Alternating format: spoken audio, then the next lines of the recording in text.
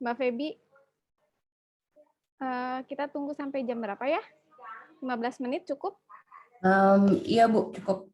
Iya ya, 15 menit kita tunggu. Nanti kalau misalnya 15 menit adanya segini ya kita mulai aja ya. Oke. Biar waktunya juga maksimal. Oke, siap Bu.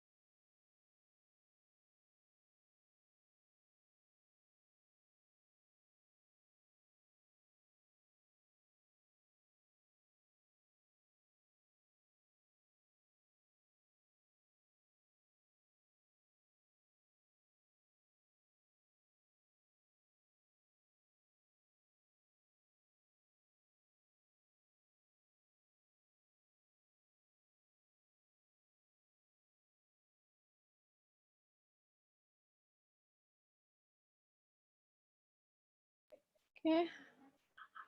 Eh, suara saya terdengar? Ya, kedengeran, Bu. Oh ya, oke. Bismillahirrahmanirrahim. Assalamualaikum warahmatullahi wabarakatuh. Eh, Alhamdulillah ya, semoga kita semua dalam keadaan sehat, kita berkumpul, bertemu ya walaupun dalam bentuk virtual seperti ini ya, setidaknya kita masih bisa bersilaturahim ya, apalagi sama Mbak Feby nih. Mbak Feby ini kalau nggak salah mahasiswa saya. Iya, nggak selesai. Awalnya sempat ragu karena, bener nggak ya ini mahasiswa saya gitu, karena kan kalau di kampus, penampilannya berbeda. Iya, Bu. Karena kewajiban kampus sih ya lebih tepatnya memang. Hmm. Oke, kita mulai aja ya supaya, waktunya kita bisa pakai dengan maksimal karena memang ini sudah terlambat ya, 15 udah ke 16 menit. Kita akan mulai untuk, apa namanya, kita akan melaksanakan workshop, mudah-mudahan workshop ini, Python ini bisa, menjadi wadah buat kita semua nih, Mbak Feby, khususnya buat, adik-adik kelasnya Mbak Feby ya, ini secara langsung, supaya bisa lebih, menjadi orang yang jago programming di Python, harapannya begitu. Kenapa? Karena memang Python ini udah lagi hot issue banget ya, apa-apa tuh Python. Data science, yang lagi booming-boomingnya juga semuanya pakai Python. Jadi memang, saya sendiri pun ya udah Python udah Pythonan. Jadi gitu. Jadi, ya mudah-mudahan di sini jadi, awal mula semuanya mahasiswa udah, pemrogramannya ke Python, harapannya sih seperti itu. Saya bacakan dulu nih CV-nya, amazing banget ya, wah benar-benar pengalamannya bagus. Mbak Feby ini masih single ya, mungkin kali aja ada yang ya mau dekat kali sama Mbak Feby bolehlah kayak. Lahir di Jakarta 19 Februari 1989. Rumahnya di Bogor, di Kedung Badak, kemudian GPA untuk kemarin lulusnya, bagus ya 3,8, dia memang mahasiswa favoritnya dosen-dosen nih, karena memang pinter anaknya. Jadi nggak aneh kalau sekarang diundang sama kita semua untuk menjadi, narasumber untuk menjadi trainer pemrograman, Python ini. Kemudian dia udah pasti I am a software engineer, jadi dia memang, sudah tertarik sama emang udah passion-nya ya di, pemrograman, kemudian skill-nya banyak tuh dari Python udah pasti, HTML dan, di sini CSS, JavaScript, IS6, jQuery, PHP, C, Java, PostgreSQL, MySQL, Django, Django REST Framework, gRPC, Flash, and so on. Jadi, mungkin nanti buat adik kelas yang memang ada punya, pengen sharing yang lain, mangga kali ya sama Mbak Feby nanti bisa, saling berdiskusi di sini walaupun kita, tetap, fokus di Python. Kemudian experience-nya di sini, oh ya, formal education-nya dari SD, SMP, SMA, semuanya di Bogor dan lulusan, UIK. Kemudian, di sini experience terakhirnya adalah senior software engineer full stack di DocDoc, eee, PTI itu apa ya, Mbak Feby kalau saya boleh tahu? PTI itu PT di Singapura. Kalau di Singapura Oh, PTI oke. Limit. Jadi di sini, ini ya, secara, pakai apa, remote ya? Ya, remote. Oke, jadi di kantor apa di rumah pengerjaannya? Oh, selama ini di rumah ya? Sebelum Atau COVID sih di kantor, di tapi kantor karena sekarang? COVID di rumah.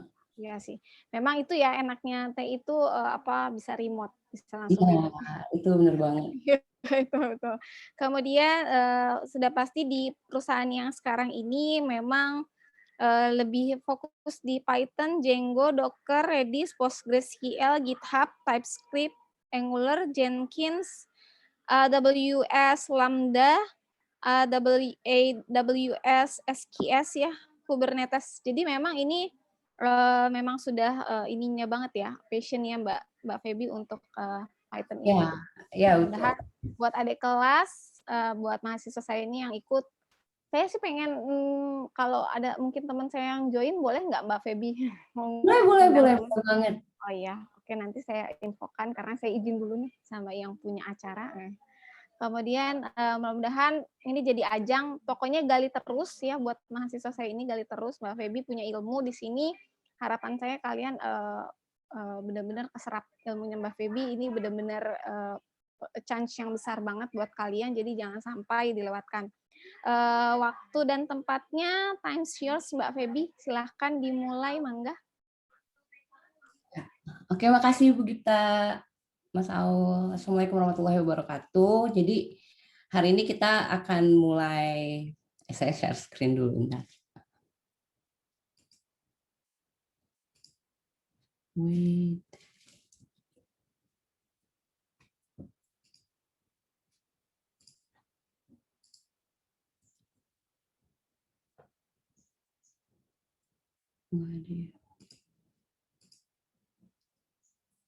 Kalian bisa lihat screen-nya nggak?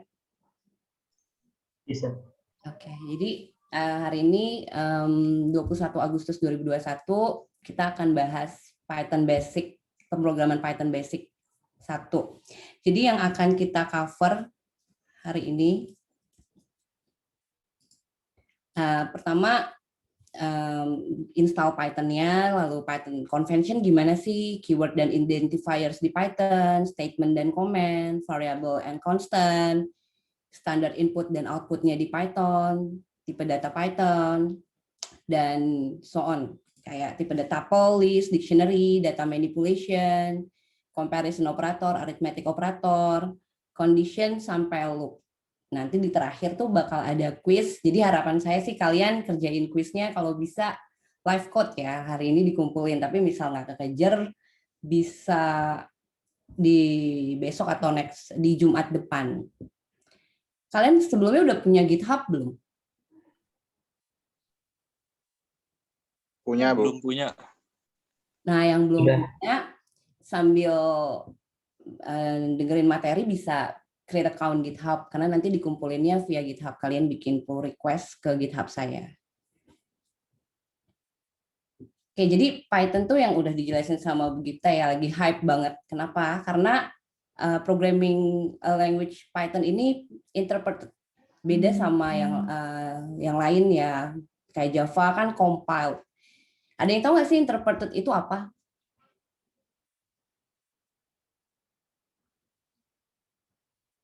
Oke, jadi interpreted itu dia mengcompute instruksi bahasa Python ini per line. Beda sama compile. Kalau compile dia bundle dulu modules-modulesnya, baru dia translate, dia compute. Tapi kalau Python itu per line. Jadi tiap satu line kita bikin code itu udah terinterpret sama si interpreternya Python. Nah, lalu yang kedua object oriented. Sebenarnya Python itu karena dynamic banget, kita bisa coding Python bebas, mau structured ataupun object oriented style. Dan yang ketiga itu cross platform. Python bisa dijalankan di berbagai platform, mau di Windows, Unix, mau di Raspberry. Makanya Python banyak dipakai sama berbagai bidang. Dan yang terakhir tuh dia high level. High level programming language tuh ya kayak Java, kayak JavaScript itu high level programming language. Kayak yang low levelnya kayak assembly dan lain-lain. Dan dia juga dynamic semantic. Dynamic semantic itu dia nggak typed. Kalau kayak Java kan setiap data atau setiap variabel, setiap identifiers yang kita bikin di Java itu harus kita define type-nya. Kalau Python bebas. Makanya disebut dynamic semantic. Nah, Python ini banyak digunakan di berbagai bidang. Yang lagi hype banget itu di machine learning dan data science. Kenapa? Karena Python punya community yang sangat besar, sehingga kita nggak usah reinvent the wheel ketika kita mau bikin application ataupun model data science atau machine learning, karena community yang besar itu banyak library yang udah kita bisa pakai. Jadi kita tinggal fokus sama bisnis prosesnya aja. Lalu yang kedua, pengembangan aplikasi web, REST API. Jadi Python tuh banyak dipakainya buat back-end. Udah banyak framework yang luar biasa kayak Django yang udah dipakai sama Instagram, YouTube, NASA. Terus Flask yang lebih ringan lagi untuk microservices. Dan selanjutnya juga bisa pakai untuk mengembangkan aplikasi desktop. Nah, kalau untuk aplikasi desktop ini Python ada UI-nya sendiri, namanya Tkinter. Dan terakhir, Python juga banyak banget digunakan di networking dan IoT. Ya, kalau hacker-hacker tuh biasanya bikin tools buat ngehack, banyaknya pakai Python atau Ruby, mirip-mirip tuh Python sama Ruby. Selanjutnya, instalasi Python. Kalian semua udah install Python belum? Terutama Python 3 ya? Udah. Sudah. Udah semua. Operating systemnya pada pakai apa? Windows. Shell-nya juga udah jalan ya, udah dites belum interaktif shell-nya Python? Belum. Oke, nanti pas praktek kita coba ya. Kalau ada isu-isu bisa saya bantu. Jadilah. Sorry.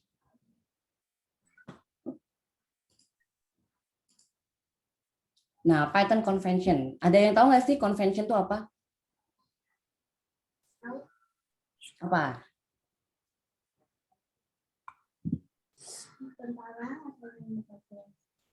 Semacam seminar gitu bukan? No, jadi Mungkin ya, aturan yang disepakati mungkin ya. ya betul. Jadi convention itu standar penulisan kalau di bahasa program ya. Ya bahasa program pasti punya convention-nya. Kenapa kita perlu convention?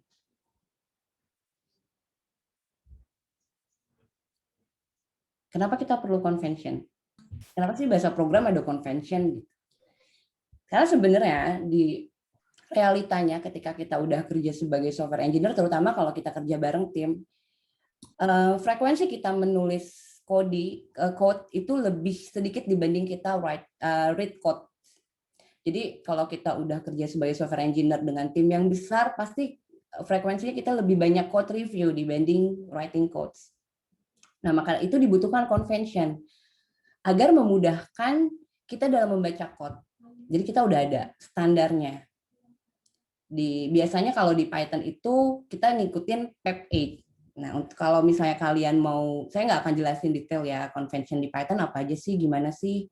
Kalian bisa lihat di PEP 8 formal website-nya. Linknya saya cantumin di sini. Anyways, kalian udah punya materi ini belum sih?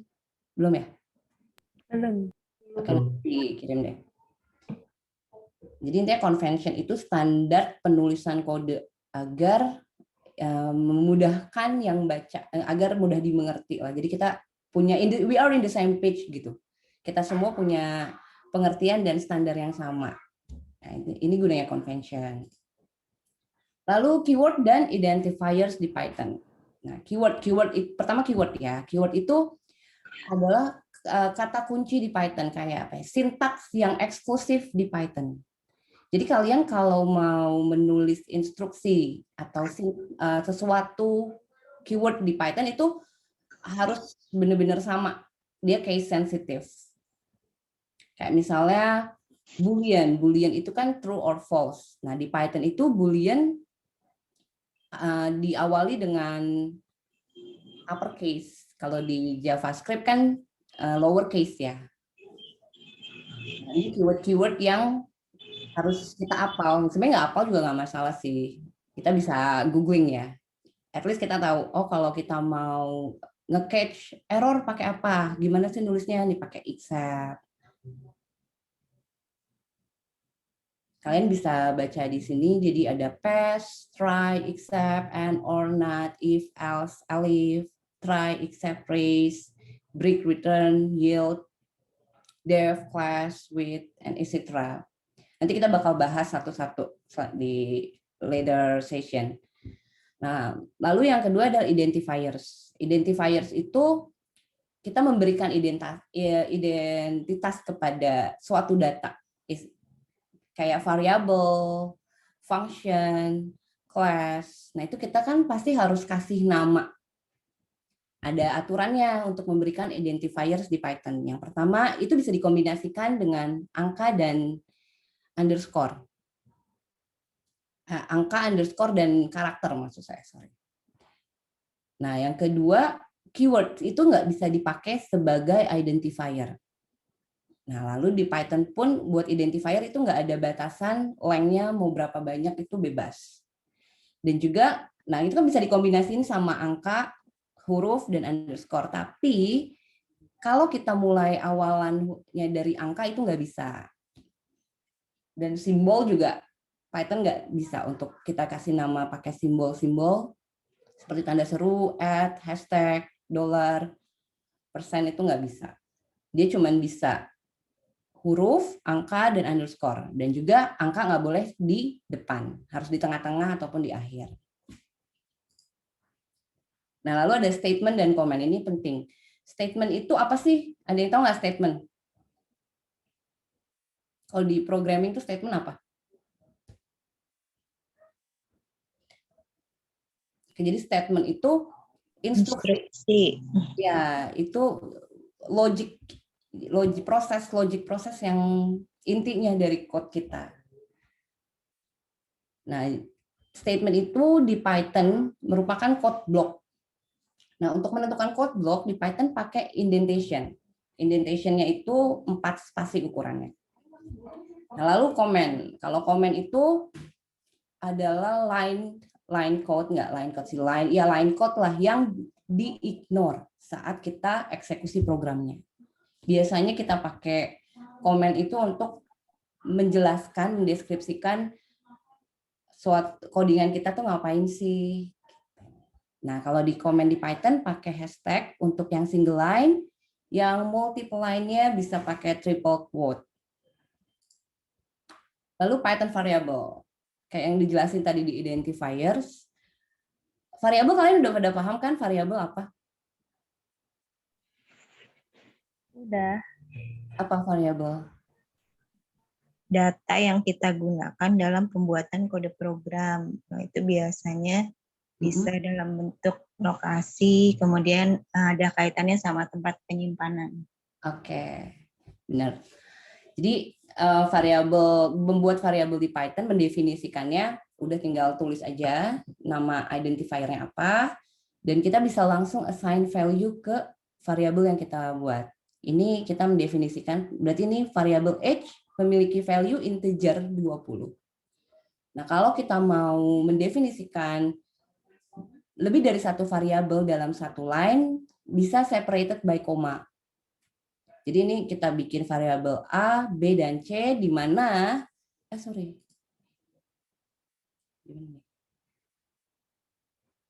tadi sampai variabel ya, sorry ya.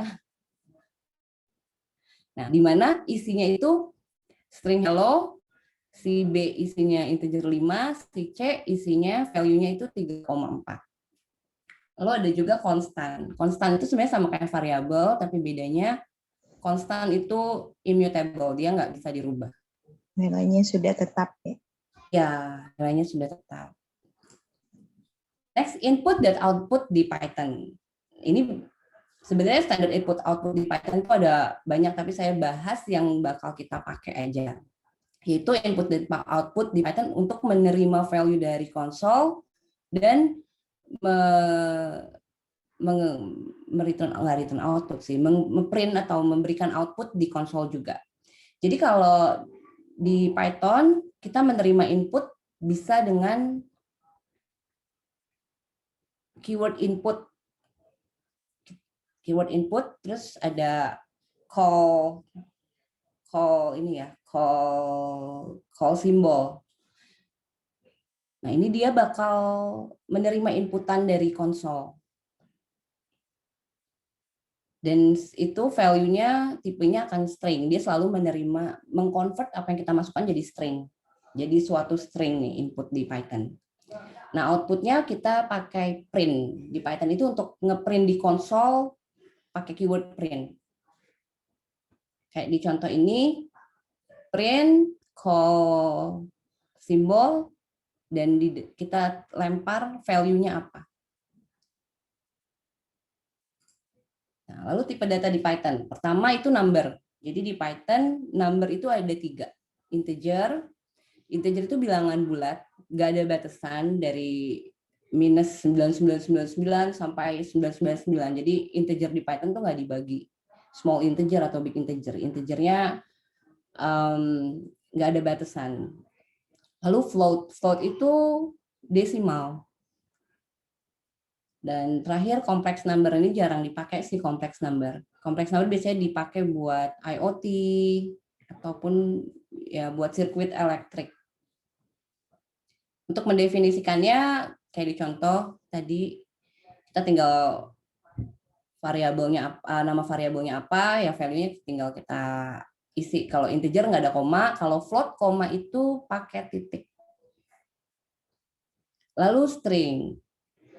Nah, string itu merupakan kumpulan dari karakter, Unicode characters. Nah, untuk mendefinisikan string di Python, kita bisa pakai single quote atau double quote untuk single line, dan multi line-nya kita bisa pakai triple quote. Mendefinisikannya sama kayak gini di contoh.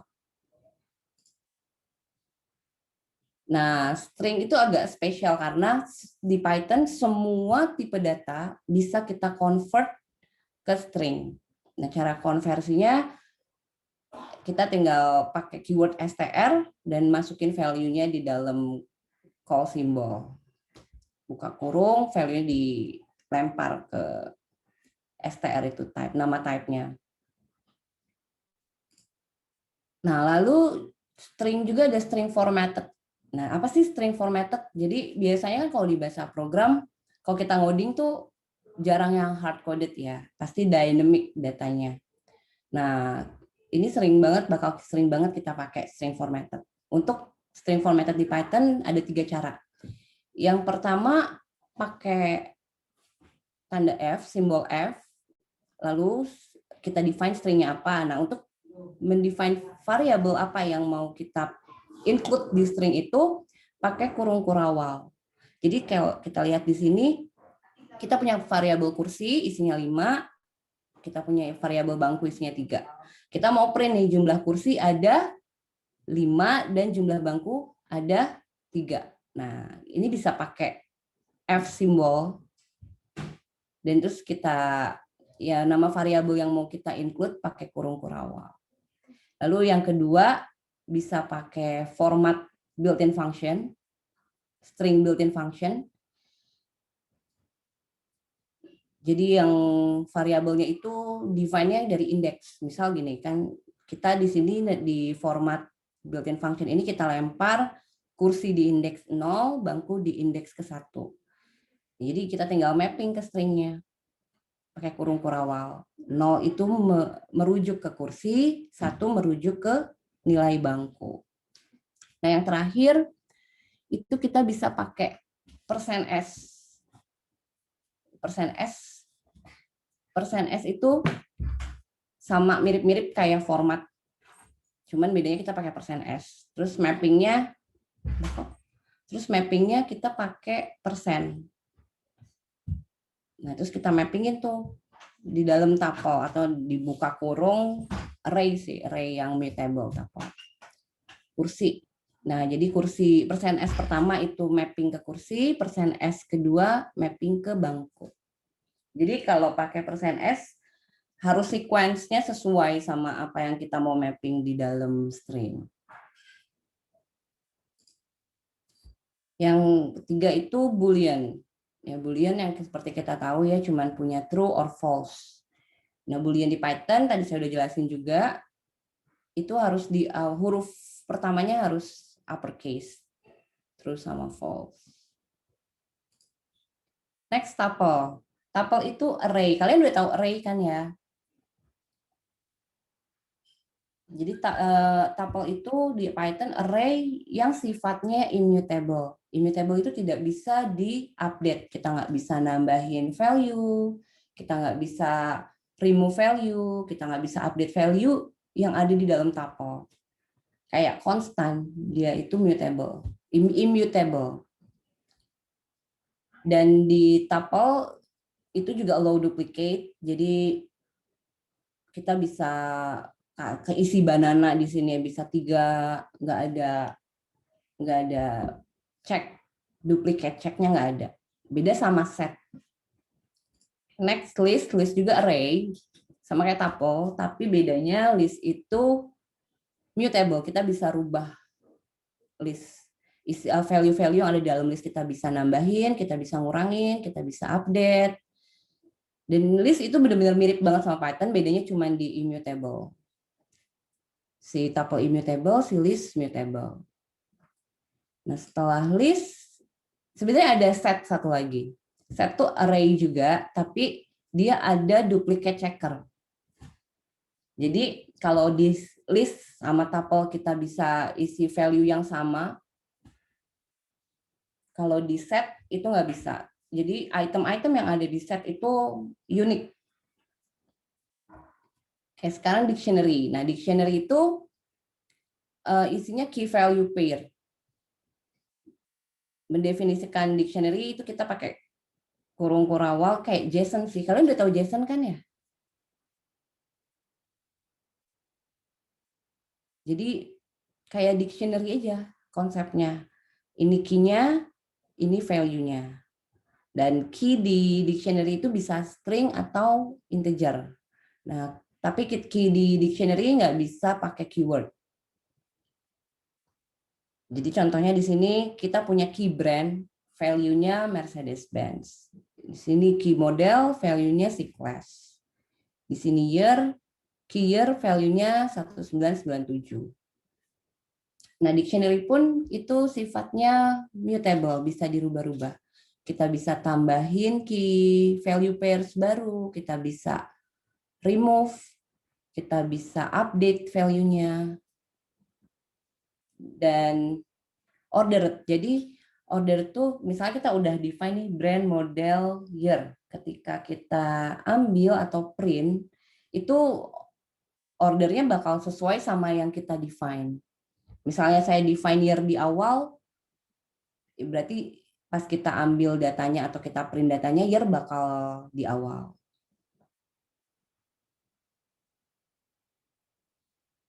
Dan di dictionary pun dia nggak allow duplicate, tapi bukan value-nya yang duplicate, key-nya. Misal nih, saya tambahin di distrik ini key brand. Nah, itu bakal error, duplicate error.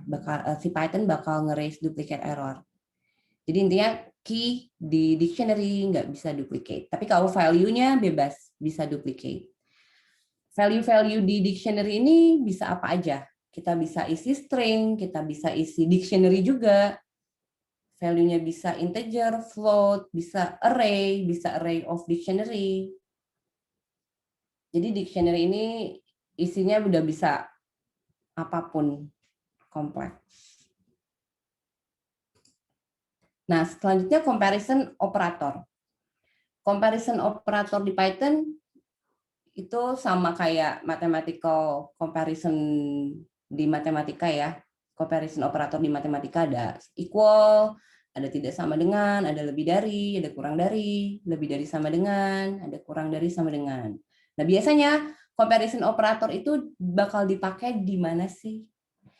Nah, comparison operator itu pasti kita pakai untuk cek kondisi. Nanti kita bakal sering banget pakai comparison operator. Jadi ini harus hafal sih. Kalau sama dengan di Python itu bisa pakai sama dengan double sama dengan, tidak sama dengan itu tanda seru sama dengan. Ya kalian bisa lihat di sini ya. Lalu arithmetic operator. Arithmetic operator di Python itu sama yang lainnya, bahasa program lainnya. Jadi ditambah, kurang, kali, bagi, modulo, pangkat. Tambah itu sama pakai sign plus, kurang pakai sign min. Nah, kalinya pakai bintang, baginya pakai garis miring, modulo pakai persen, pangkat pakai bintang 2 kali. Modulo kalian udah pada tahu modulo kan? Ada yang tahu nggak modulo apa? Sisa hasil bagi. Iya, sisa hasil bagi. Nanti kita praktekin. Sisa hasil bagi. Sisa hasil bagi. Iya. Iya, betul, sisa hasil bagi. Jadi kalau modulo di Python pakainya persen. Sama sih di bahasa program lain rata-rata pakai persen juga. Rata-rata Oke, jadi sekarang kita masuk ke data. Sekarang kita masuk ke data manipulation. Ini sebenarnya lebih enak langsung praktek sih.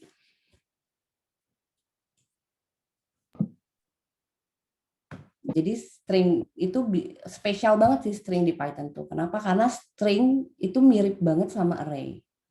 Jadi di string itu kita bisa indexing, bisa slicing, bisa splitting, bisa replace, mirip banget sama array string di Python. Karena kalau kalian udah punya Python ya di lokal kan? Udah. Kita langsung praktek aja. Ini kelihatan nggak terminal saya? Enggak, masih yang M data manipulation. Masih Oh, masih ya. presentasinya. Masih Oke. PPT, Bu. Oke, sebentar saya ganti dulu.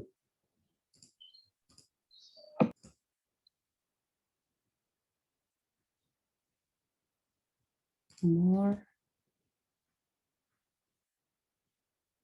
Saya stop share sebentar ya, biar ganti screen.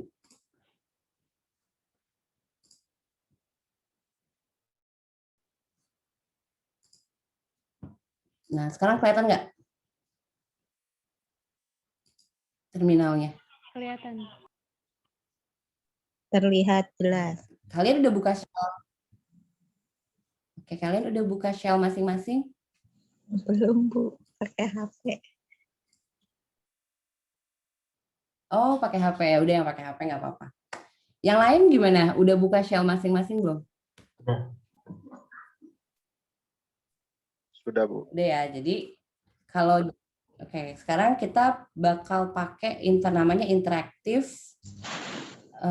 console, interactive Python shell. Nah, itu tadi yang ini ngaruh ke related sama yang interpreted. Kalau interpreter programming language pasti ada interactive console-nya. Untuk ignite si interactive console-nya kita tinggal ketik aja Python 3. Nah, ini kita udah masuk ke interactive console.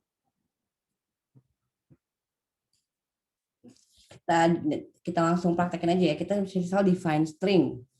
Namanya word. Kita bikin variable word, isinya string.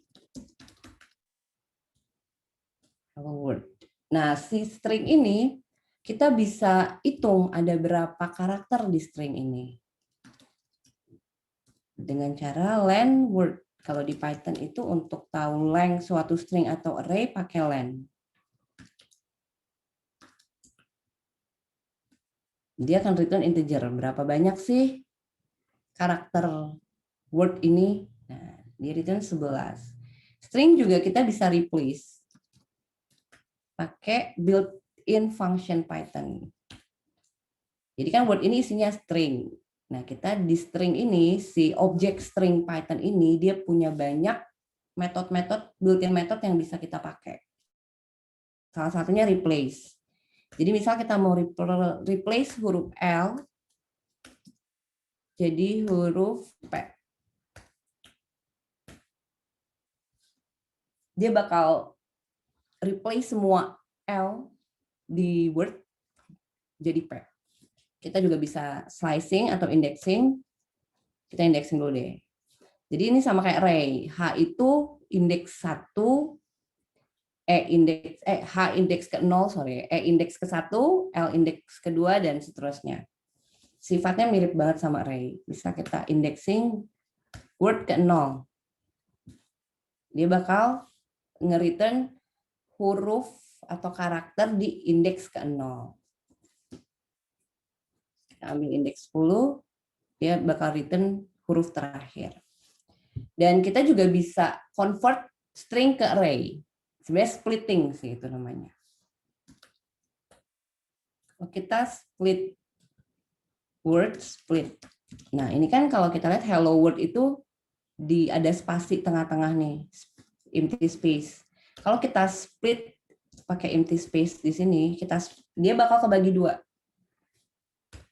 Hello dan word. Dia bakal nge-return array yang isinya string-string berdasarkan dari dia bakal di splitting by apa sih? Oh, kalau by spasi berarti kan dia dipisahin nama spasi tuh. Bakal kepotong jadi 2 string atau 2 word. Misal kita word-nya kita split Misal word-nya kita split berdasarkan W, huruf W. Dia akan kebagi jadi hello dan old. Lalu string juga bisa di slice. Nah, slice string itu kayak kita slice array. Kita mau slice apa nih, misalnya kita mau motong huruf ke-1 sampai ke 9. Sorry. Nah, dia bakal ngambil huruf di indeks ke-1 dan sampai indeks ke-8. Jadi kalau kita mau slicing, indeks n-nya itu selalu harus plus min 1 dari apa yang kita mau. Lalu string juga, kita bisa repeat string juga. Di sini string bisa kita kalikan dengan integer. Misal kita mau repeat hello world sebanyak 5 kali. Itu caranya tinggal dikali sama integer. Dia bakal nge-repeat sebanyak 5 kali. Si string juga kita bisa hitung ada berapa huruf sih. Pakai built-in function count. Kita mau hitung huruf L di hello world.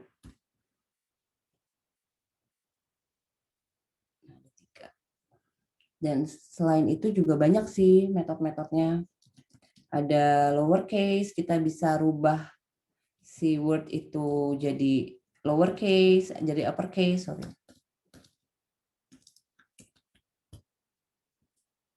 Oh, sorry.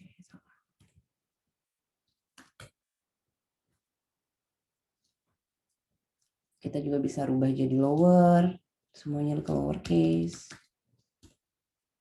Dan juga kita bisa cek apakah string itu lowercase semua atau uppercase semua.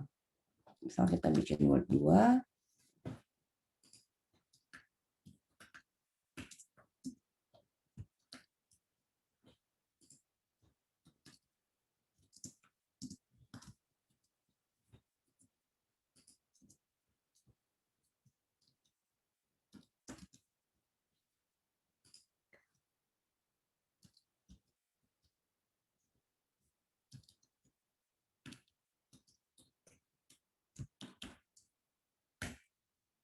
So, misalnya kita cek word 2. Ini untuk ngecek apakah string ini isinya uppercase semua atau lowercase semua. Dan false. Selain itu juga string, kita bisa join string. Saya clear dulu.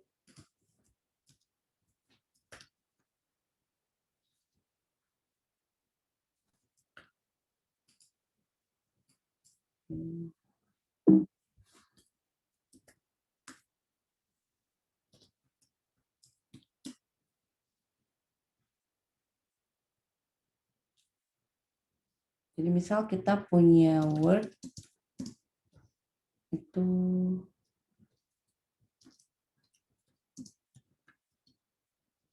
kita bisa join word sama karakter lainnya. Misalnya kita mau join hello world sama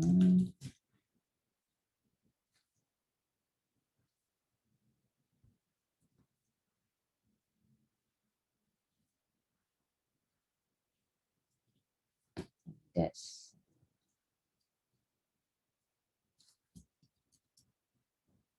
Word join this.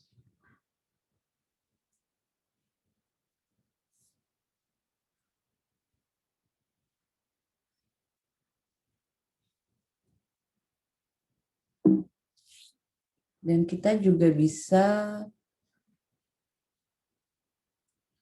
menggabungkan dua string. Jadi string sama string itu bisa ditambah concatenation. Jadi misal kita bikin word 2 di sini. Oh. Kita bisa concate.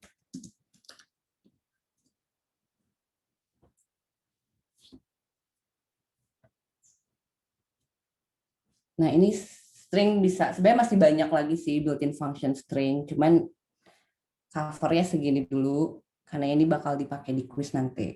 Kalian kalau mau lebih dalam lagi, tahu tentang built-in function string ada apa aja sih, kalian bisa buka W3 School ataupun python.org.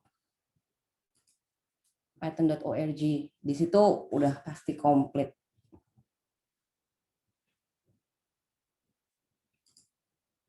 Nah, selanjutnya itu array list. Nah, ini bakal sering banget dipakai list di Python.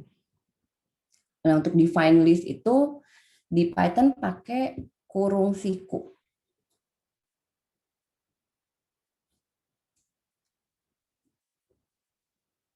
Dan kok jalan sendiri sih? Kok jalan sendiri sih?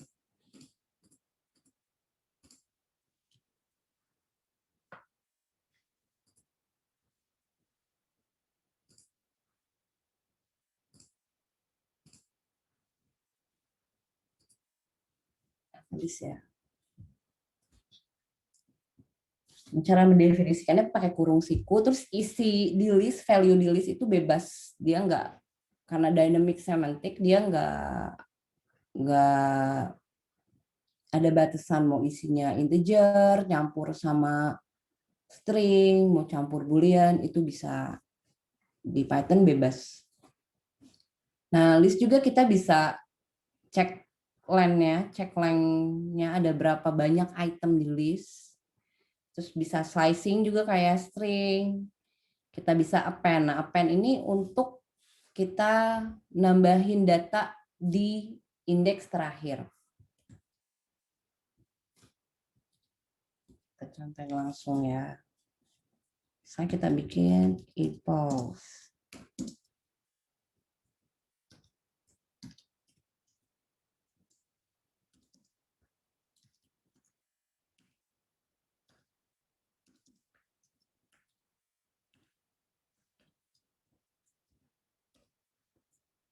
Jadi untuk menambahkan item ke list di indeks terakhir pakai append.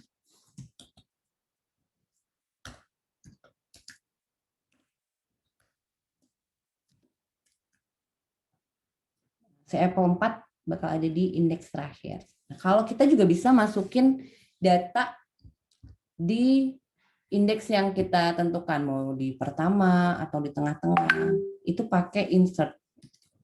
Jadi misal kita mau masukin apples,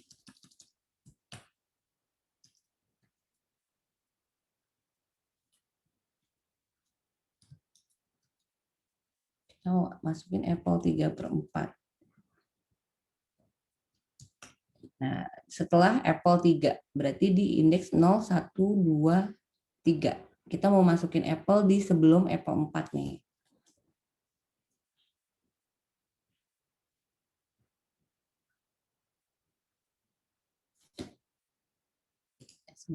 Insert itu saya nggak lupa. Oke. Jadi kita masukin parameternya, pertama itu indeks. Kita mau masukin di indeks ketiga, lalu value-nya apa. Jadi kalau kita lihat apples, nah apple 3/4 bakal ada di indeks ketiga. Kita juga bisa remove atau pop. Nah, pop itu dia bakal remove value yang paling terakhir. Kita juga bisa, kalau kita mau update data di list, itu bisa indexing dengan indexing. Misal kita tahu nih kita mau ngupdate apple 2. Nah, apple 2 kan ada di indeks ke-1. Itu tinggal kita ambil indeksnya apple 1 sama dengan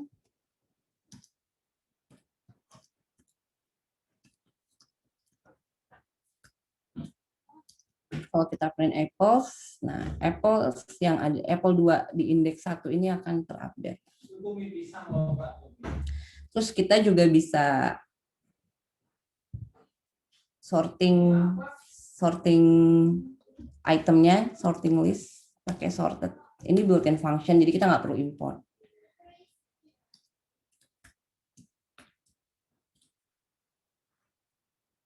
Dia bakal auto sorted.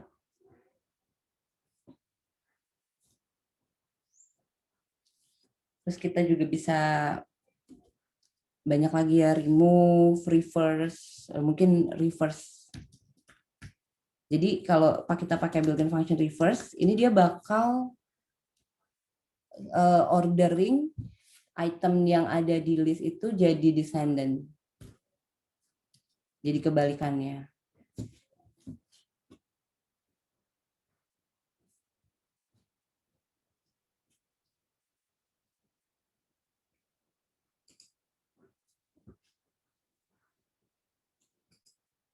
Sampai list manipulation ada yang mau nanya nggak? Ada pertanyaan nggak?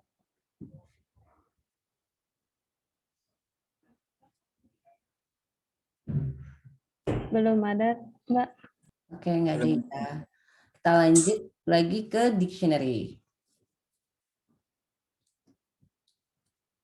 Nah, dictionary ini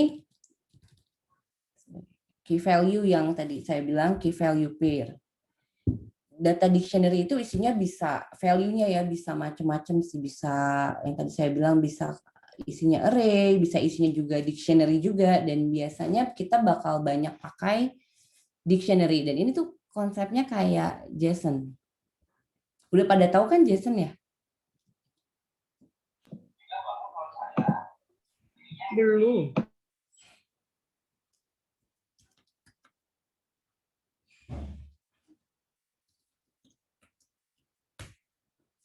Bisa kita define ya person atau ini deh kontak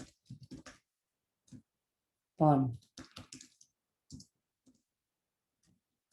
Jadi kalau define dictionary itu pakai kurung kurawal.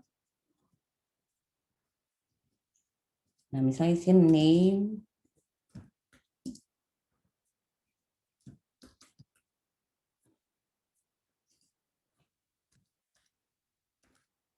oh,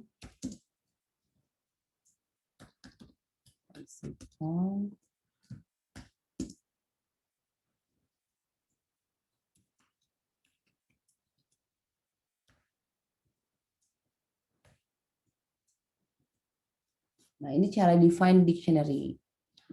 Gimana sih cara ambil value-nya dictionary? Untuk mengakses value di dictionary, kita bisa kayak gini. Melalui key-nya. Yang penting kita tahu key-nya. Kita misalnya mau ngambil name dari kontak pons. Itu tinggal nama variabelnya, nama dictionary-nya apa, pakai kurung siku, key-nya apa. Ngupdate pun sama, tinggal kita assign value aja.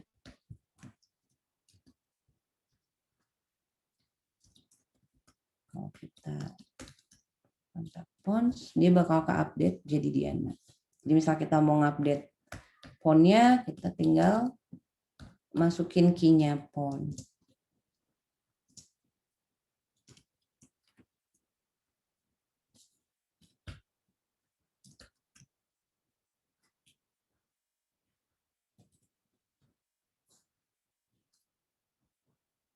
Nah, isinya si dictionary itu, terus kalau kita misalnya mau nambahin key ya, kalau nambahin key kita tinggal masukin aja key-nya apa. Misalnya kita mau nambah age, kita langsung assign value-nya.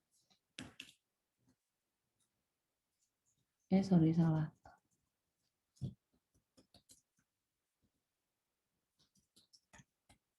Kita print si age bakal ada di dictionary. Nah, kita juga bisa remove atau pop. Kita bisa, misalnya kita mau remove age-nya, tinggal pop.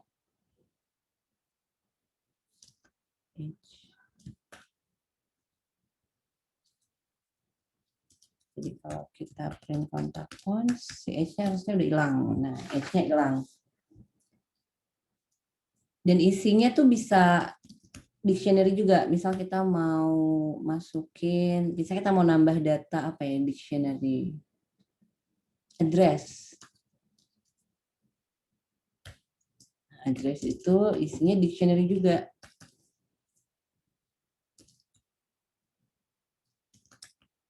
City misalnya.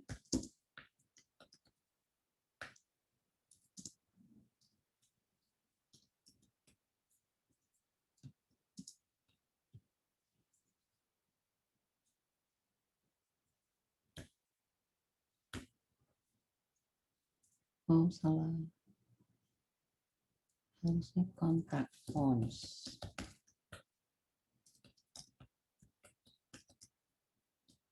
Nah, dia juga, jadi si value address bisa isinya dictionary.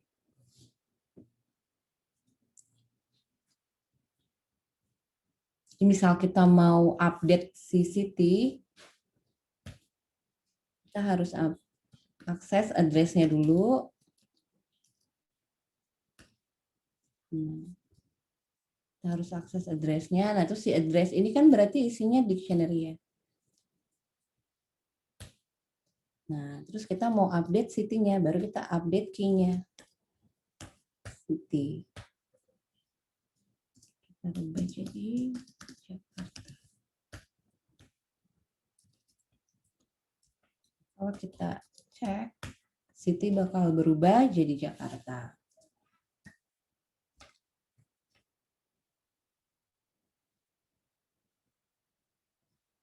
Sampai sini ada pertanyaan nggak? Nggak ada ya.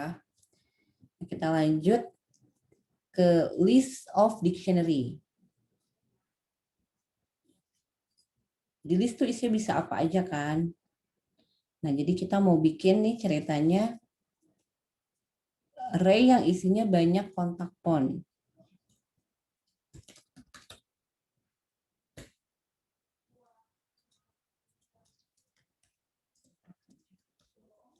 Kita define array kosong. Lalu kita define kontak 1. Nah, kontak 1 itu isinya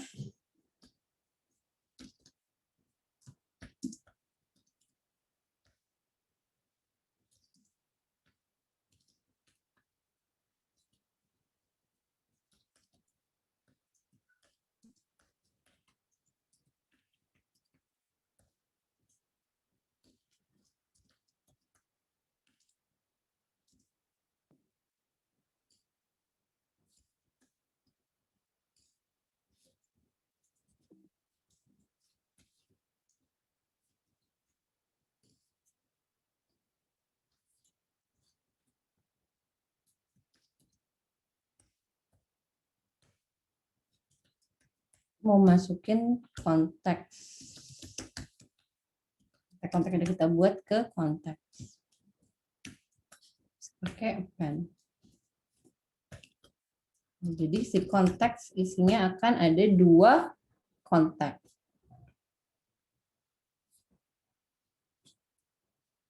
Jadi misal saya mau ngupdate si name Frank jadi Joni. Teks. Nah, si Frank itu kan ada di indeks ke-1, kita akses indeksnya. Nah, ini kan isinya dictionary. Berarti si kontak 1 isinya dictionary name sama phone, dia punya key name sama phone, kita akses name-nya. Kita rubah jadi Joni. Kita print konteks, dia akan berubah jadi Joni. Sampai sini ada pertanyaan? Nanti kuisnya ada yang model-model gini.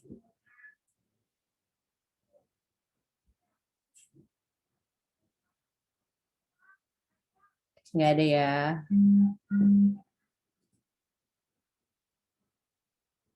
Ini kalau mau lihat contohnya bisa lihat materinya. Nah, lalu kita masuk ke condition dan if else statement. Nah, jadi condition itu kaitannya tuh erat banget sama if else statement dan comparison operator. Jadi untuk mengecek suatu kondisi di Python pakai if else statement. Contoh, kalau kayak seperti di contoh ini, kita bisa lihat A, variabel A itu isinya 33, B value-nya 200. Kita mau cek nih, apakah B lebih besar dari A? Nah, di Python untuk mengecek suatu kondisi itu pakai if dan else atau if elif. Karena B memang lebih besar dari A, nah di sini itu statementnya. Apa yang mau kita lakuin jika kondisi ini terpenuhi? Jadi kalau ketika kondisi ini true nilainya atau terpenuhi, maka statement yang ada di dalam if ini akan dijalankan. Nah, code block di Python kan pakai indentasi. Jadi kalau misalnya kita mau bikin statement di dalam suatu kondisi, kita define kondisi kayak seperti ini. Nah, statement-statementnya itu harus 4 spasi menjorok ke dalam. Berarti yang ada di dalam sini itu punya statement, punya si kondisi ini. Kita langsung praktekin aja ya. Misal saya mau cek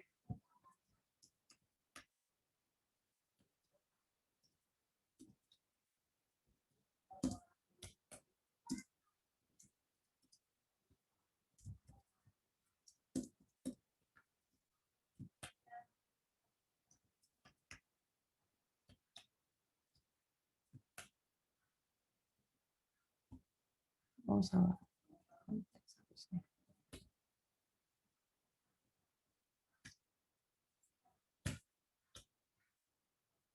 Konteks, oh.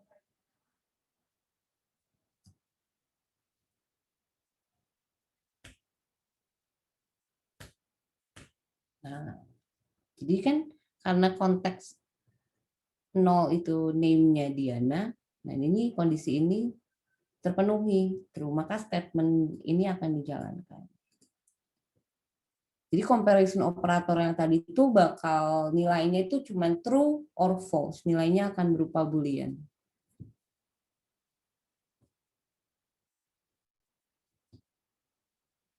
Ini agak kurang enak sih kalau udah condition di sini. Kita masuk ke VS Code. Udah pada install code editor kan ya? Udah. Sudah. Jadi kita coba di sini ya, misalnya buat if else. Jadi kita punya konteks.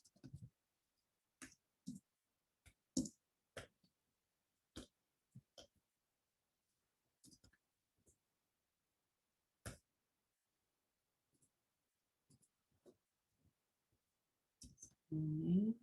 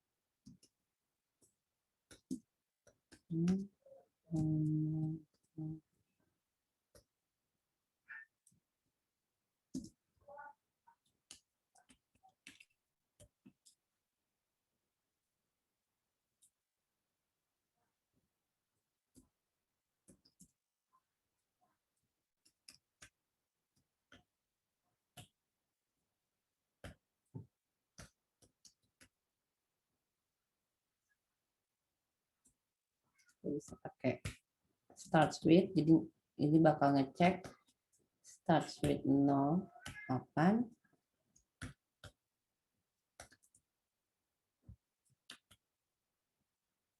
Satu-satu.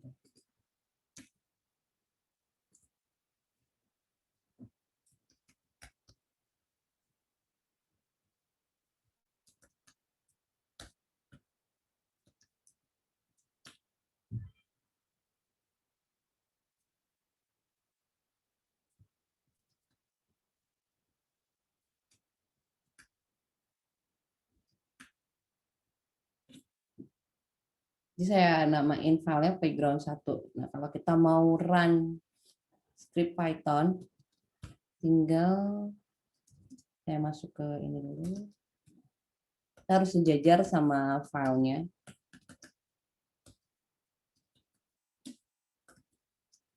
Nah, tinggal Python 3 playground 1.py. Dia bakal out menjalankan karena ini hasilnya Frank karena benar si pon 1 kontak 0 si kontak 0 ponnya itu diawali dengan 0811. Coba kita ganti 0815. Dia akan jalanin yang else, yang if-nya nggak dijalanin karena dia nggak masuk ke kondisi ini. Gimana kalau kita pakai if juga?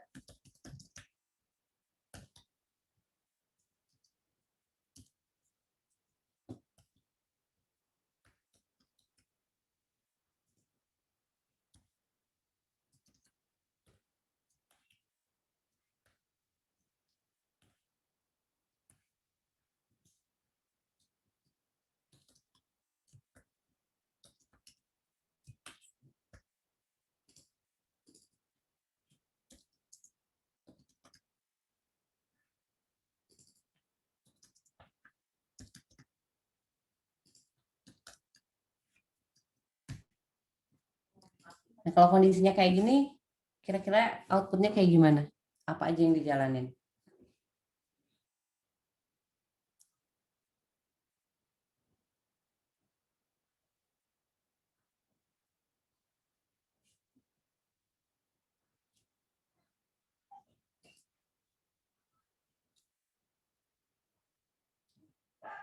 Yang keluar yang kedua bukan? Nah, oke, kita coba ya. Ya, betul. Yang if kedua. Karena dia nggak masuk sini, nah pas dia cek ini, kondisi ini yang true. Tambah lagi.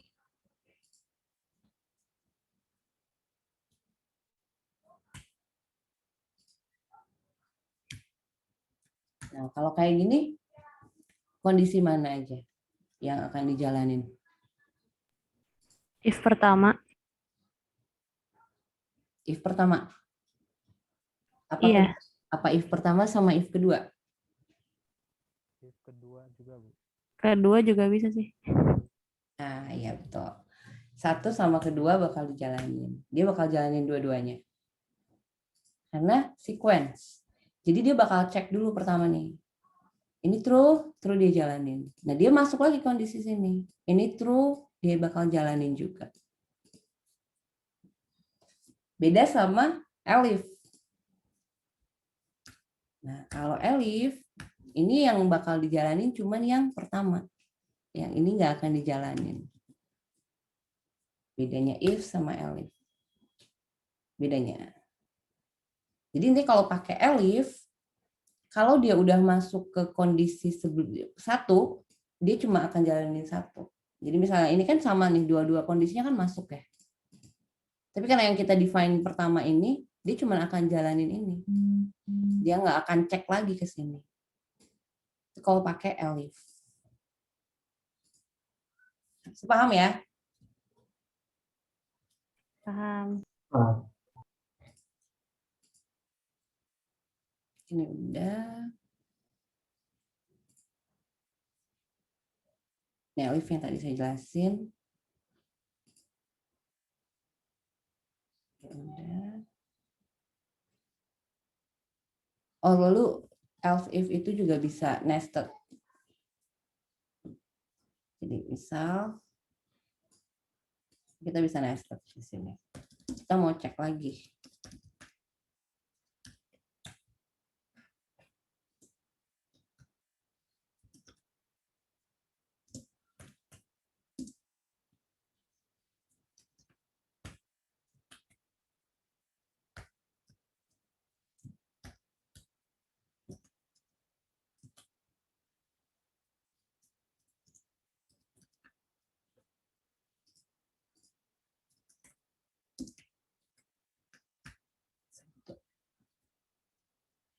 Kita jalanin, dia bakal masuk sini.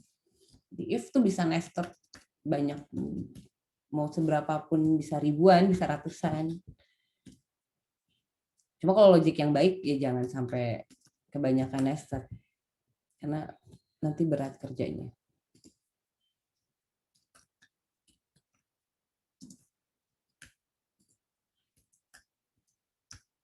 Ini else akan dijalanin.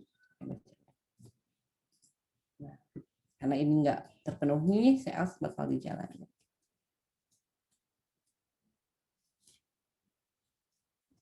Oke, segitu sampai if else. Ada yang mau nanya nggak? Sebelum kita masuk loop. Kalau Enggak, Mbak. statementnya lebih dari satu, bisa ya Mbak ya? Kalau apa? Statementnya, jadi jawabannya lebih dari satu baris gitu. Oh, bisa. Statement itu bebas, dia bisa banyak. Misal di sini ya, kita mau print, terus kita mau kasih statement lain, gitu kan maksudnya ya Pak? Ya, betul-betul Mbak. Bisa. Tinggal ditaruh di bawahnya aja ya. Iya. Dan harus sejajar. Harus ajar ya. Sejajar sama ini. Jadi ini untuk menentukan, oh block code ini punya if. Ya kalau yang bahasa programmernya ada yang statementnya diapit sama kurung kurawal gitu kadang-kadang ya. Ya, kalau di JavaScript, Java, code blocknya ditentuin sama kurung kurawal. Nah, kalau Python pakai indentasi. Oh ya. 4 spasi ke dalam. Jadi kita bisa lihat ya, ini code ini punya si code block ini punya si if. Nah, code block ini punya si if yang ini. Code block ini punya si else yang ini. Ada pertanyaan lagi?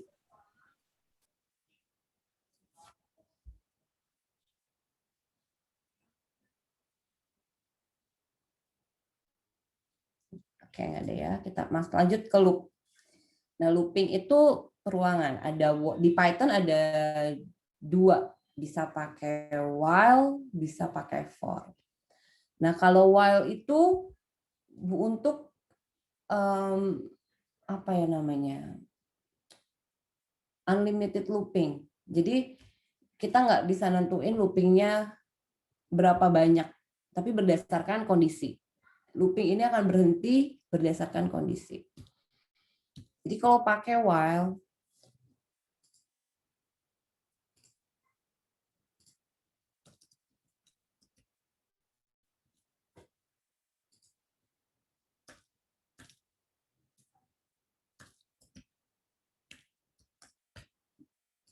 nah, jadi misal saya while true.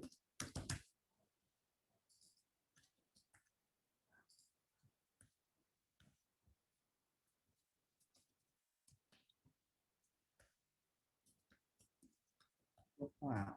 Ini akan dijalanin selamanya.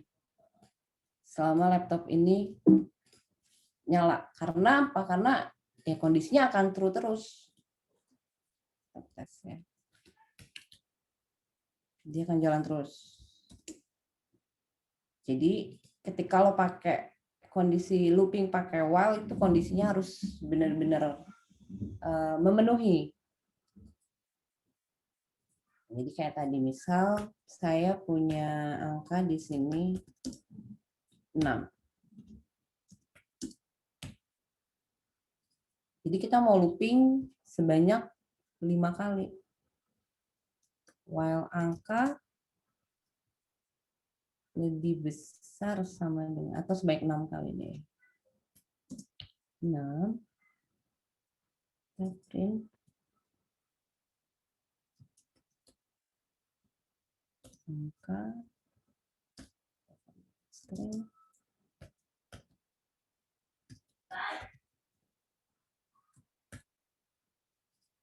Ini kita iterasi. Nah, ini plus sama dengan ini reassignment. Jadi reassignment ya, sama ini tuh sama kayak angka sama dengan angka ditambah 1. Ini buat increment di Python.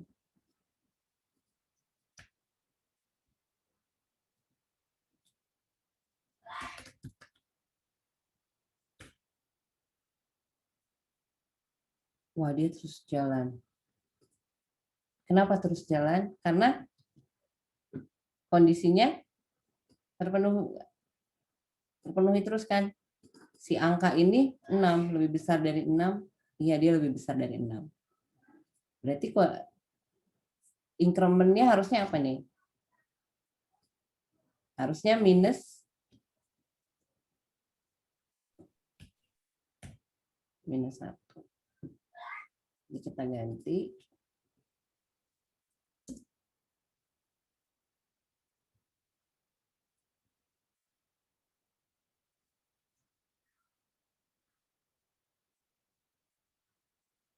Lebih besar dari 0. Jadi ketika angka ini sudah 0, dia akan berhenti while.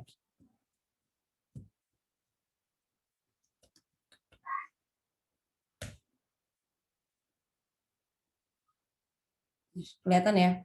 Jadi pertama kan looping pertama tuh dia masuk angkanya 6. 6 lebih besar dari 0, ya dia lebih besar dari 0. Maka dia akan jalanin ini. Lalu angkanya dikurangi 1.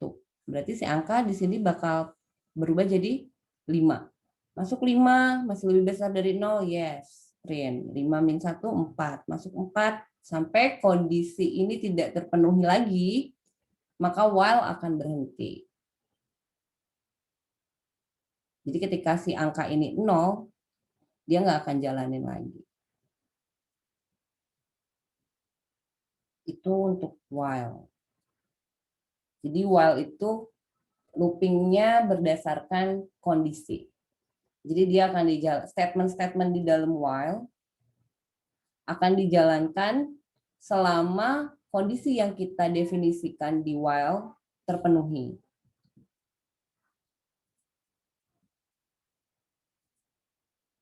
Lalu yang kedua ada, ini pada break ya. Ini untuk memberhentikan loop ketika kondisi sudah ketemu, itu pakai break. Jadi misal kayak gini. Di sini saya mau kalau angkanya 2 itu stop, dia jangan looping lagi. Nah, itu kita bisa pakai keyword break.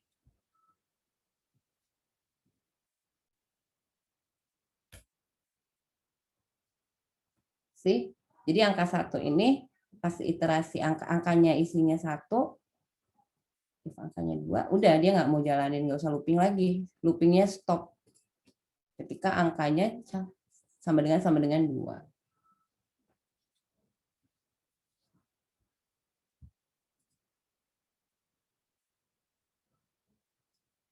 Ataupun continue. Nah, bedanya break sama continue. Kalau continue itu melanjutkan. Jadi misal gini ya.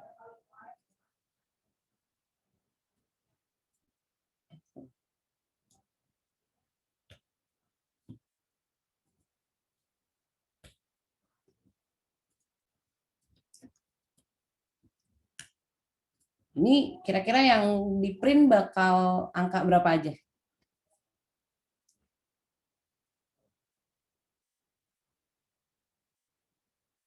Ada yang tahu nggak? Angka berapa? Sampai ya 1, 2, 3, 4, 5, 6. Kita lihat ya. Jadi sebenarnya angka 2 nggak akan di print.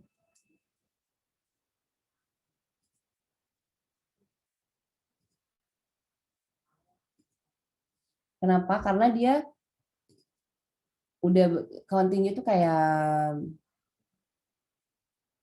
break, tapi lebih pastinya dia udah lewatin aja gitu. Lewatin aja. Nah, jadi untuk menyetop looping while itu ada bisa pakai break atau continue. Jadi ini nggak dijalanin lagi nih. 2. Kalau misalnya if angka sama dengan 2, continue, nah statement di bawahnya nggak akan dijalanin. statement ini nggak akan dijalanin. Bakal dia langsung ngepas statement ini kalau pakai continue.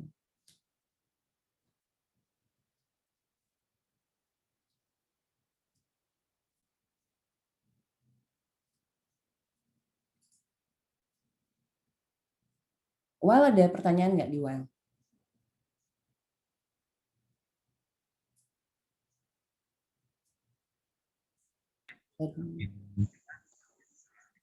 Nggak ada ya.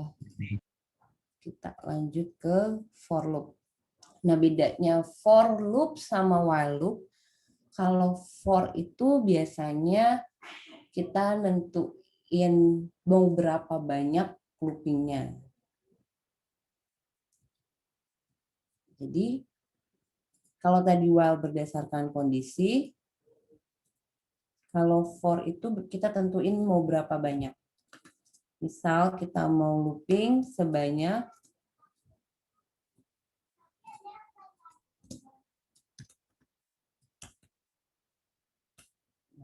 ini tuh kita mau mulai dari mana?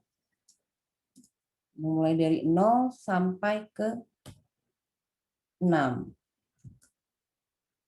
Jadi dia bakal looping sebanyak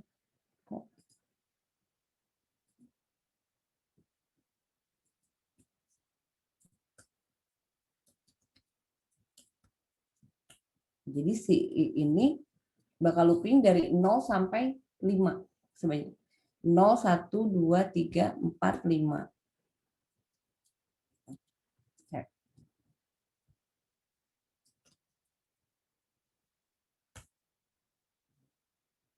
Ada 6 kali dijalanin statement ini. Dia bakal looping sebanyak 6 kali. Kalau kita mulai dari 2, dia akan start dari 2 sampai ke 5.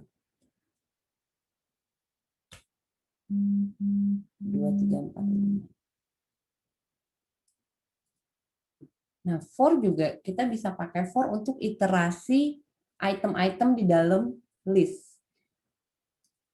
Saya bikin di sini.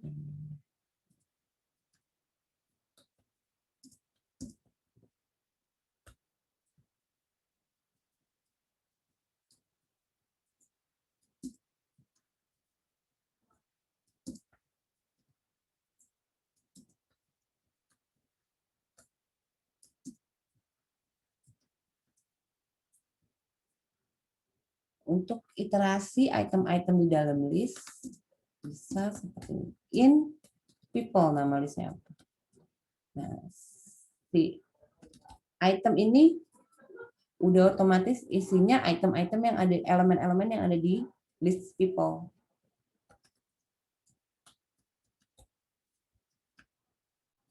Si for ini akan dijalankan sebanyak elemen yang ada di dalam list people.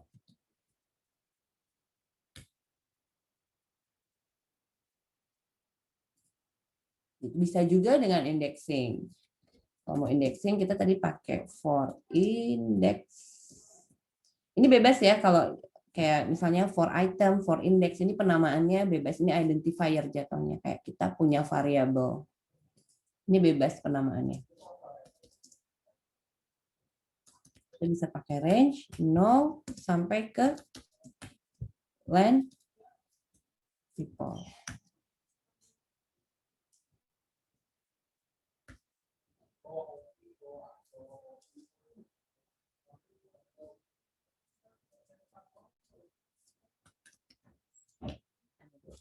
Jadi kita mau ngambil people, index ke berapa.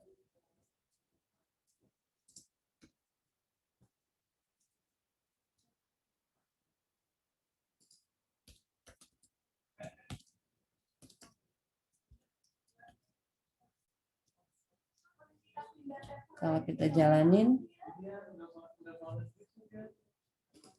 ini yang lupa di komen.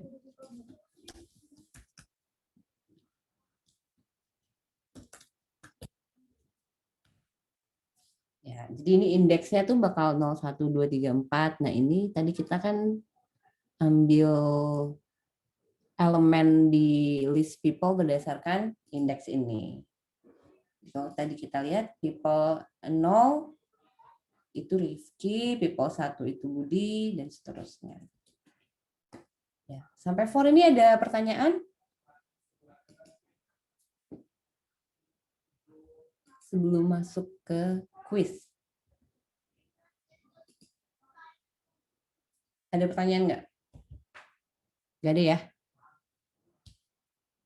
Oh ya, satu lagi nih ketinggalan. Kita juga bisa looping, karena tadi kan saya bilang ya, string itu sifatnya, behavior-nya sama kayak array. Jadi kita pun bisa looping elemen-elemen string. Jadi kita bisa looping for char in word.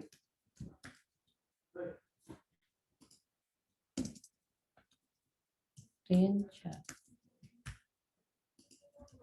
Nah, jadi ini dia bakal nge-slicing tiap karakternya.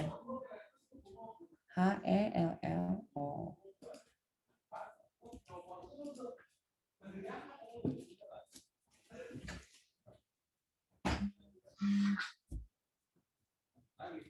Oke, sampai sini ada pertanyaan nggak?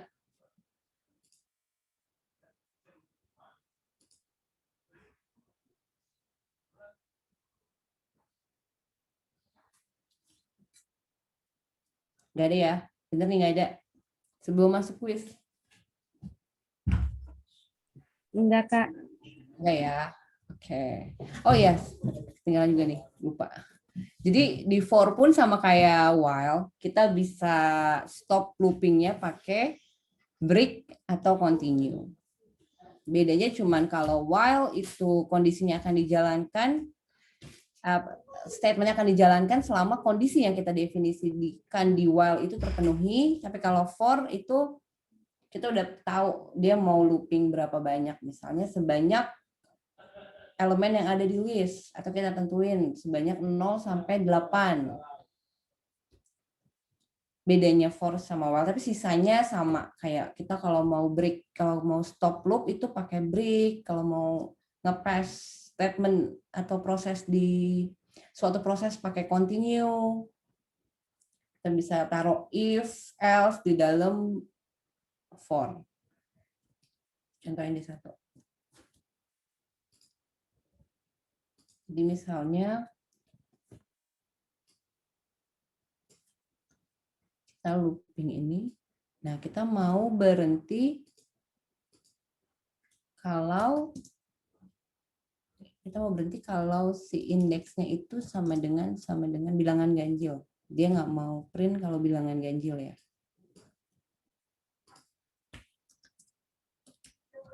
Bilangan ganjil pakai modulo.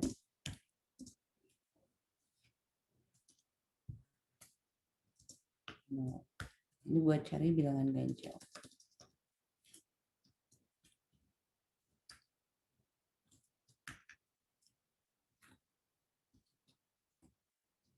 Dia kalau bilangan ganjil nggak akan print namanya.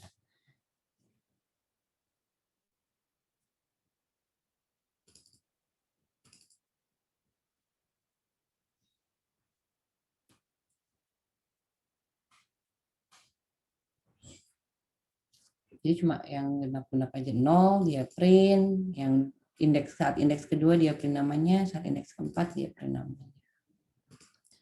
Jadi kalau pakai continue, ini statement selanjutnya nggak akan dijalanin, dia langsung iterasi selanjutnya. Misalnya kan di sini 0, masuk kondisi ini enggak, berarti dia jalanin ini. Nah, pas saat 1, kondisi ini false, kondisi ini true, maka dia langsung looping ke selanjutnya. Langsung ke 2, di sini masuk 2. 2 modulo 2 tidak sama dengan 0, enggak, dia print. Jadi untuk bypass statement pakai continue, kalau break itu dia bakal stop loopingnya. Dia bakal stop saat ketemu. Dia nggak akan looping lagi. Tapi kalau continue di for, dia cuman akan bypass statement di bawahnya. Tapi loopingnya tetap jalan sampai terakhir.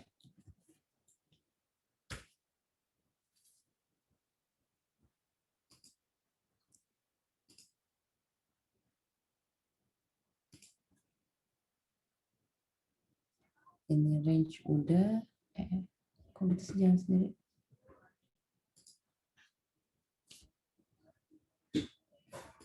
Ini jarang dipakai. Nah, sekarang ke nested loop. Nah, nested loop itu kita bisa looping dalam looping. Jadi misal di sini, dia kan bakal looping sebanyak 1, 2, 3, 4, 5 kali ya. Nah, tiap item itu kan kita punya item nih, si people index. Kita bisa dapat nama people.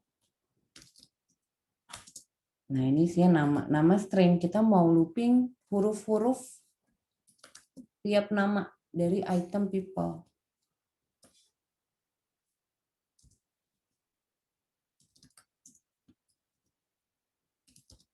Kita bisa looping juga di dalam looping ini.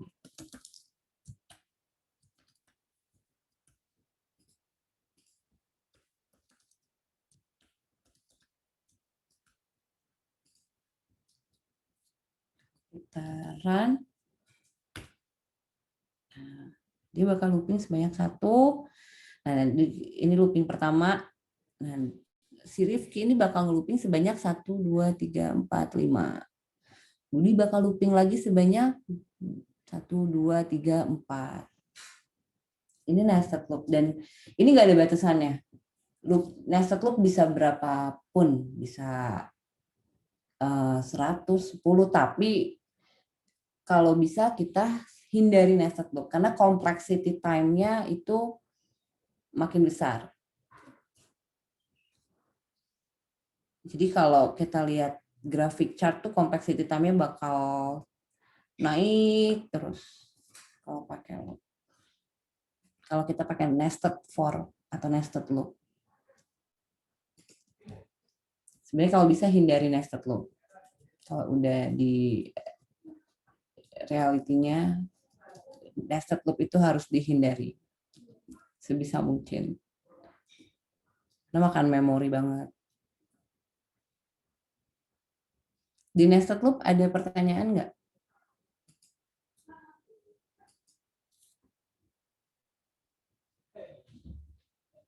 Nggak ada ya, kita langsung ke quiz aja nih. Mau exercise apa mau langsung ngerjain sendiri-sendiri? Apa mau ngerjain bareng dulu?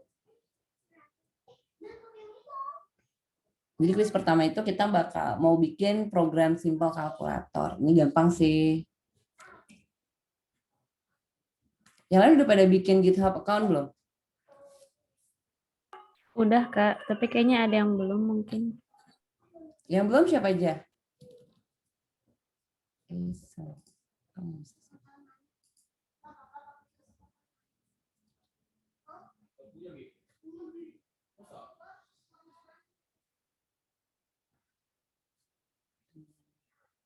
Yang belum punya siapa aja?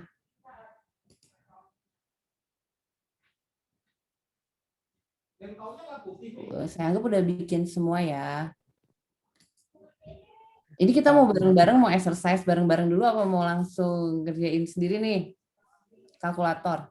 Bareng-bareng aja boleh Kak? Bareng aja dulu kali ya. Oke, bareng-bareng. Jadi soalnya dia bakal nerima inputan 3, yaitu yang pertama number 1, terus yang kedua math operatornya, yang ketiga number 2. Jadi dia bakal kalkulasi sesuai math operator yang dipilih di konsol. Udah buka VS Code-nya kan? Sudah. Kita namain kalkulator.py.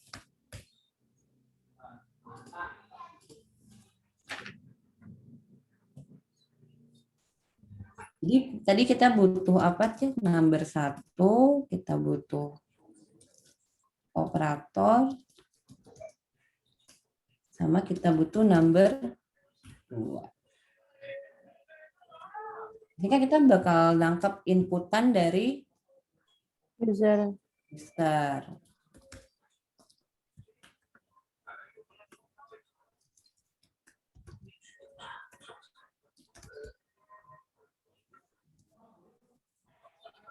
Nah, di sini kan saya bilang, ingat nggak di awal, input itu dari tipe datanya dia bakal nerima string. Jadi di sini kita harus ubah ke integer. Convert string ke integer.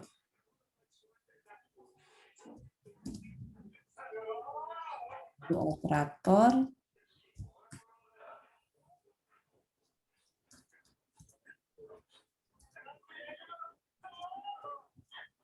Define tambah, kurang, bagi, kali.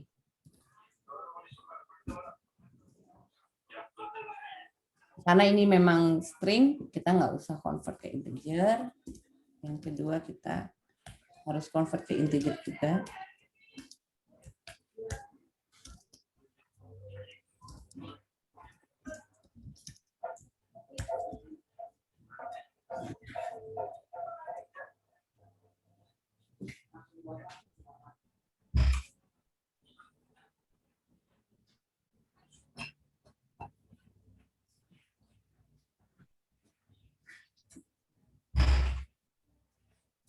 Terus apa nih statement selanjutnya? Apa yang harus kita lakukan?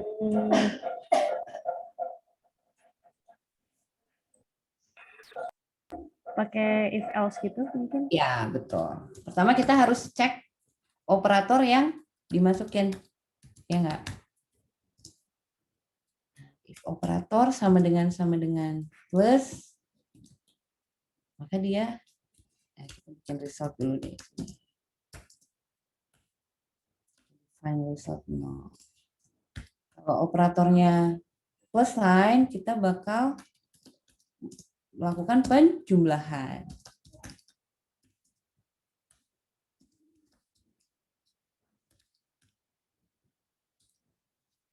Terus pakai elif.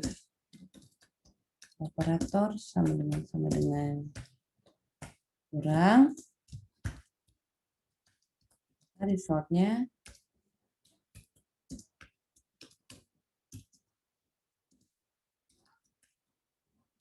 nomor 2. Elif operator sama dengan bagi.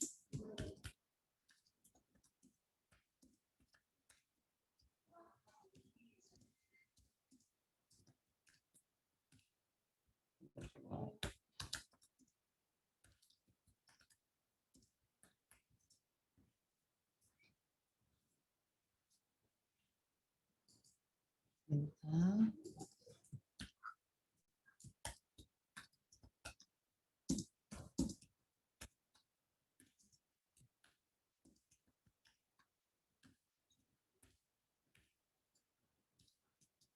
Else kita akan print invalid operator. Nah, hasil print kita pakai formatted string. Karena kita kan mau nampilin tuh number satunya apa. Number 1 operator.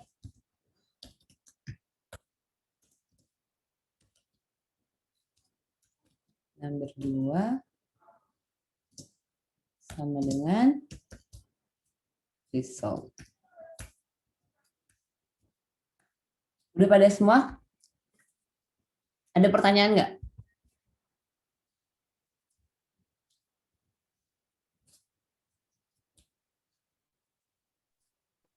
Sepertinya udah pada paham, Mbak. Udah ya. Ini kalau kita jalanin Scopegram. Clear. Python kalkulator. Kita taruh 23 kali hasilnya gini. Tapi kalau misalnya kita masukin invalid, kita masukin ini. Oh, sorry, salah. Misalnya ini kan kita nggak ada 12. Nah ini kita masukin ini. Invalid operator bahkan dijalani.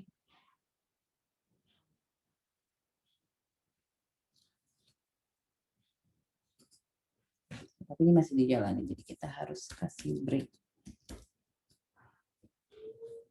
Continue. Nggak bisa. Oh, continue. Sini.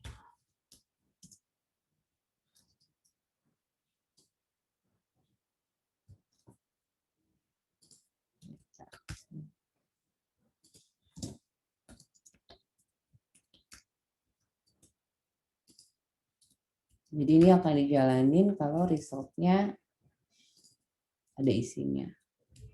Jadi misalnya kita masukin invalid operator, dia nggak akan jalanin ini.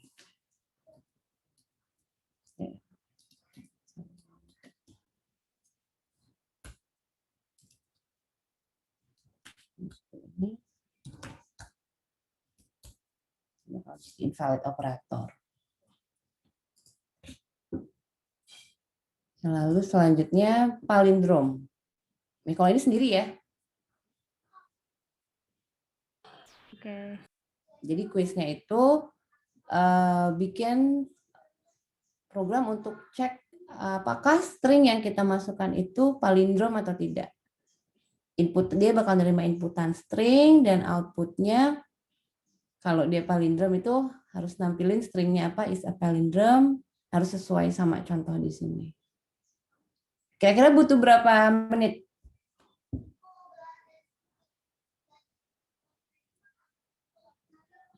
Berapa menit? 20 mungkin. 10 dong, 10 menit ya. 10 menit nanti kita bahas.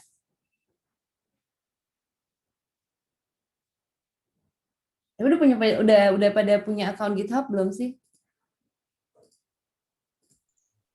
Sudah. Udah, Ya. Mbak. Kalau udah, ini nanti kalian pull request ke mana ya?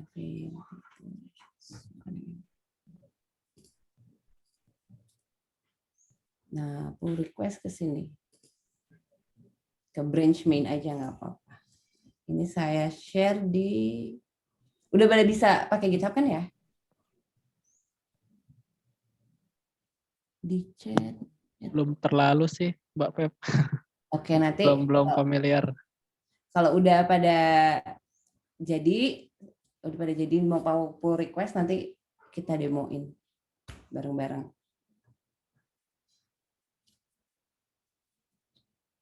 10 menit ya, oke?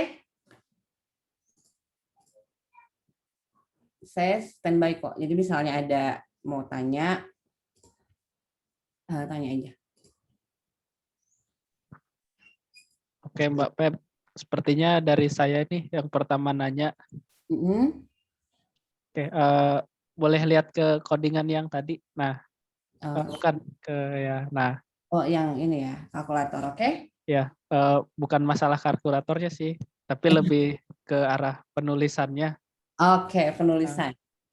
Saya pernah copy paste nih dari Google gitu, script Python buat dijalanin di Linux. Nah, posisi atau kesejajaran itu berpengaruh gak sih? Soalnya saya selalu error. Indentation error pasti ya? Iya. Ya, itu penting. Yang tadi saya bilang, code block di Python itu berdasarkan indentasi. Jadi indentasi itu harus 4 spasi. Makanya saya set up di VS Code, di Visual Studio Code saya itu space-nya pakai indentnya pakai spasi. Oh, oke, sip. Dan ukurannya 4 spasi. Python harus 4 spasi menjorok ke dalam. Jadi kalau kamu lebih satu aja itu pasti indentation error. Ataupun bisa jadi pas kamu copy paste kebacanya tab. Makanya paling aman daripada pakai tab mending pakai spasi. Oh gitu ya, emang sih yang cuman kebacanya beda-beda, ada yang spasi ada yang tab. Tapi paling aman tuh lebih ke spasi ya? Iya, spasi udah nggak mungkin error kecuali kalau spasinya 5 gitu. 4 spasi. Oh ya, Indentasi berpengaruh. ngatur yang spasi 4 itu di mananya, Mbak Pep? Ini nih, kamu di bawah ini ada space. Pakai Visual Studio Code. Ya, Visual Studio Code. Spaces, terus ini ada indent using spaces, kamu change view. Nah, di sini pilih configure tab size-nya 4 spasi. Nah, ini ada Oh, Jadi oke siap. pilihnya spaces, indent using spaces ada indent using tabs. Pilihnya yang indent using spaces. Oke, siap. Kasih Mbak Pep. Oke. Mbak Pepi, kalau yang membuat folder untuk codingnya itu gimana, Mbak ya? Sejajar dengan apa ya? Dia langsung dibaca, bisa langsung dieksekusi dari Terminal, konsol. Iya, harus sejajar. Jadi misal di sini saya ada di Feby Octaviani Python Workshop. Nah, berarti file-filenya itu harus ada di dalam Python Workshop. Kalau misalnya ke dalam lagi, path-nya harus